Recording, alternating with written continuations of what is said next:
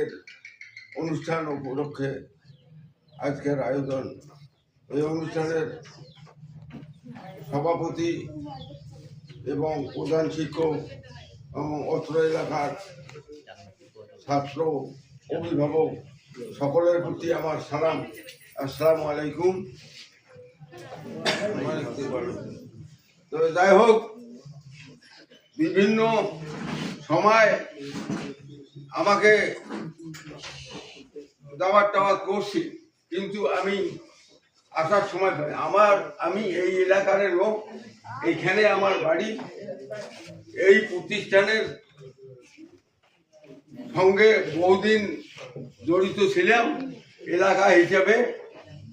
যাই হোক, আমরা আর এই যে পাওটনা গেছি, পাওটনা থাকি, পাওটনা বালিকা বিদ্যালয়ের আমি 3 টার্ম কমিটিতে ছিলাম, পাওটনা বালিকা বিদ্যালয়। যাই হোক, আপনারা যেটা আজকের বিদায় অনুষ্ঠান, এই স্কুলে হয়তো কেউ 1 থাকি 9 বছর 10 বছর থাকি পড়তেছেন, কেউ 5 থাকি 10 পর্যন্ত 4 বছর পড়তেছেন। তো এখানে এটা একটা বাড়ি, এই প্রতিষ্ঠান মানে বাড়ি। এখানে সকাল 10টায় আসা হয়, বিকেল 4টে পর্যন্ত এখানে কাটায়। সেই জন্য বাড়ির যে সময়টা দেয় না ছেলেপেলেরা, তার থেকে এখানে সময়টা বেশি দেয়। তবে যারা আজকে পরীক্ষা দিতে যাবে, তারা তো আপনাদের বড় ভাই বড় বোন, তারা বিদায় হইতেছে। পরবর্তীতে যারা আছে তাদের অত্যন্ত চেষ্টা থাকতে হবে, চেষ্টা করে লেখাপড়া করতে হবে এবং প্রতিষ্ঠানের জন্য সুনাম অর্জন করে। তবে প্রিন্সিপাল সাহেব আছে, আমার সাথে মাঝে মাঝে দেখা হয়।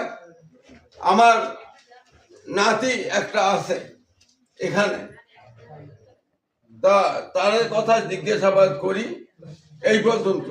তো ছাত্র ছাত্রীদের উপরে স্কুলের রেজাল্ট ভালো হইবে, ছাত্র ছাত্রী লেখাপড়া করবে, তাহলে রেজাল্ট ভালো হবে। রেজাল্টটা যদি ভালো করা যায়, গত পরীক্ষাতে আপনাদের স্কুলে একটা সুনাম অর্জন করছে, A+ পাইছে একজন, নাকি?